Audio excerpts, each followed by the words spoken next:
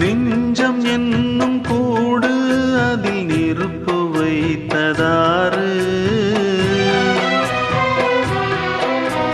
துன்பம் வந்த போதும் அதை துடைப்பதிங்கு யாரு? கலங்கும் போது சேரு, அது தெளியும் போது நீரு. கடவுள் போட்ட கோடு அதை திருத்த போவதாறு? வெந்த புண்ணும் ஆறிடுமா? வேதனை தான் தீர்ந்திடுமா?